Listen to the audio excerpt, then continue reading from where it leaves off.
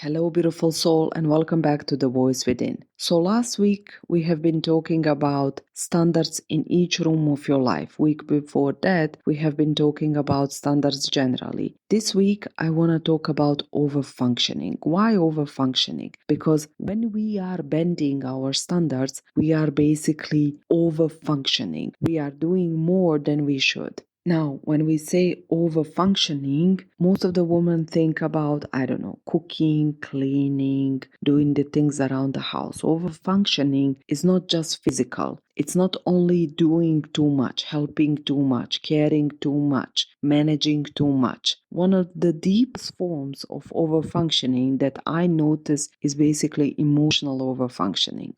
So what is it? Emotional overfunctioning, how I call it, is that feeling when you are constantly managing the field. We women tend to call it mental overload. It's not just mental overload from thinking in the house, anticipating children needs, leading the household. Is that feeling when you are constantly stabilizing, softening, translating, rescuing, over-explaining, making things easier for everybody, and basically caring more than you actually should.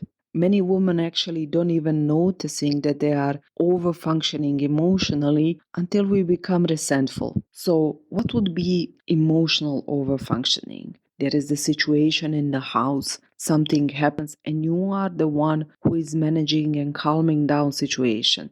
That the people have difficulties communicating, and then you are the one who jumps in to help them understand each other better. When you are softening the truth, when you pack it, repack it, make it softer so that people don't get offended with the truth. You know that feeling when you feel something is wrong, something happened, but the person doesn't want to communicate, and you feel it in your body. You feel that energy of something is wrong. So instead of removing yourself from the situation, instead of you speaking up, instead of you managing your nervous system, you absorb that tension.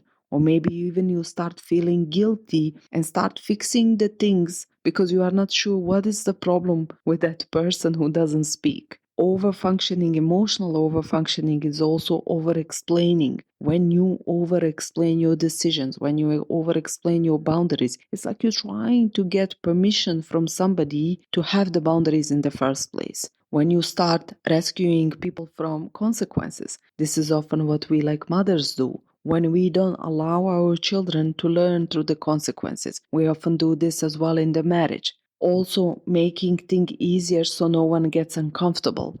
Let me do this, let me finish this, let me take this load on myself. It's faster, it's easier when I do it. And at the same time, this is actually stealing opportunity from other people to learn through the consequences. When you often like carrying the emotional labor of the relationships with other people. You are the one calling, you are the one initiating, you are the one who remembers birthday, who does everything. This is all what I call emotional overfunctioning. Let's name it. Overfunctioning emotionally is when you carry what should have stayed with another person and you shouldn't carrying it at all. Another example is when you basically explain their behavior to them. We are really good at this, like women. We, especially self-aware women, we see the patterns, we study, we learn, we are really putting effort in our growth. So we start explaining the behavior when you sometimes maybe lower your needs, so the people don't feel pressure and discomfort. Mothers, we do this a lot. Our needs are on the last place in the household. You maybe sometimes say less so the people don't get defensive. This is often what happens in marriage when we are expecting certain reaction and then we don't say the things, we swallow it just so another person or husband doesn't get defensive. When we regulate ourselves and then we regulate other person. So if something is wrong, you have,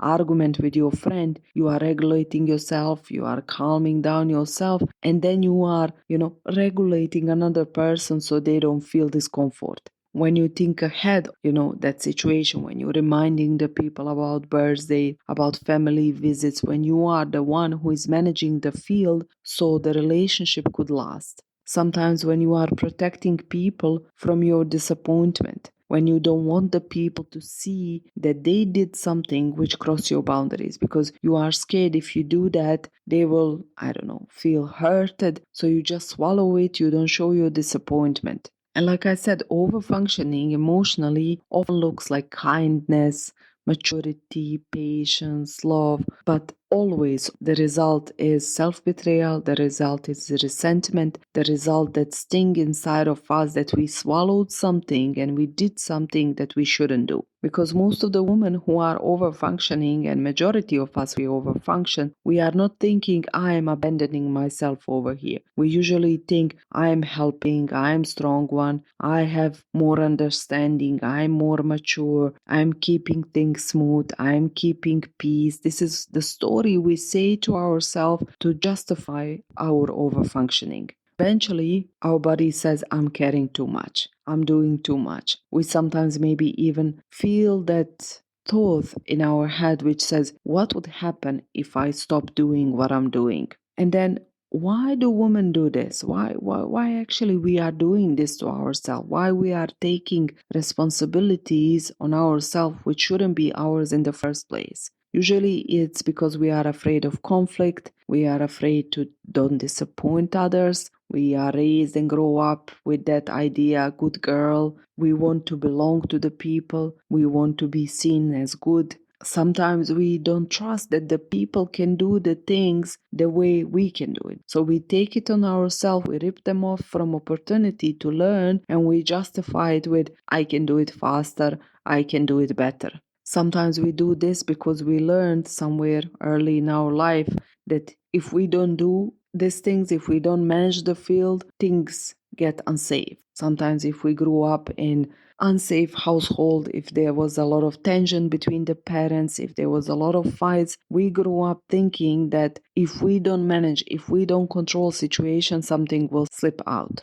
But the thing is, emotional overfunctioning makes people comfortable with the version of you that is not actually sustainable for you. And the brutal part of upgrading your standards is that the people who were only comfortable with you when you were useful, when you were agreeable, they start falling away. They start disappearing from your life. I used to overfunction in my life a lot, and when I observe it, the people who used to be comfortable with me overfunctioning, they used to feel good around me. Not because there was a deep reciprocity or mutuality in the relationship, but usually because I'm carrying more. I'm carrying the discomfort of the relationship. I'm building the relationships with the people. I'm the one remembering the birthdays. I'm the one who is keeping connection alive. And then when I eventually stopped, I think it felt to people like I changed, that I became difficult or maybe distant, but I just stopped doing invisible labor that made the connection feel easy. And those people who appreciated me regardless, they stay, they adjust,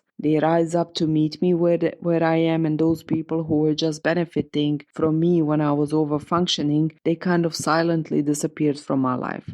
So where in your life are you the one keeping the relationship emotionally functional? What would happen if you would stop? Where do you keep making things easier so nobody feels pressure? Where do you keep swallowing things, swallowing discomfort so everything stays smooth, in harmony and in peace? Where would things fall apart very quickly if you stop trying so hard? And I'm sure you know these places in your life where you are overfunctioning emotionally. And the thing is, I truly believe that emotional overfunctioning creates false intimacy, false connection between people. It's like illusion, because it can feel like closeness, like you are very bonded with the people, but actually it's basically dependency on your labor, because the moment you stop, everything falls down. So I hope that this episode gave you some clarity about emotional overfunctioning, about your standards from the last week podcast episode, that you started maybe seeing a little bit more clear your life, seeing the places where the things are bothering you, becoming a little bit more clear on the places where you need to raise the bar of your standards.